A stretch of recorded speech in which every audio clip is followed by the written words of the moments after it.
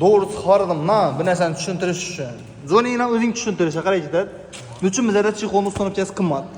Misol sen ham Cobalt. Cobalt Siz ham fonni hammasini yozdiradi. yozdirdi ina. Haqiqatdan hammasida yozilib turibdi. Bu eldingisidan 2ga bo'linadi bu. Ina. Qo'yib ko'rsin ondan. Ina. Yib qo'yiladi bu. Ina. Kerak bo'lib turadi. Bunda hep ishlasa qancha qimmat bo'ladi? Zoning to'g'rimi? Hammaga birma-bir tushuntirib iloji bo'lmaydi-da. Nechun dedi? 60 ming so'm, 50 ming so'm-ku. Bizlarda qimmatroq. Lekin haqiqatdan ham ishimiz ina yib tortilib, tarang bo'lib turibdi, tarang bo'lib. Qolib turibdi. Sizlarga video qo'ydim bundan eldan. Qaranglar. Nechik sizlarga chexol olsangiz ham 1 millionlik olsangiz ham ustanovkaga qaraydi. 70% chexollaringiz bo'lsa 30% ustanovkaga qaraydi. Şu zonini 3 aydan numerini kaldıraman. Sizden çexolni tarang etib, cho'tka etib ustanovka etib beradi. Xizmatlar bo'yicha bemalol kelaverasizlar.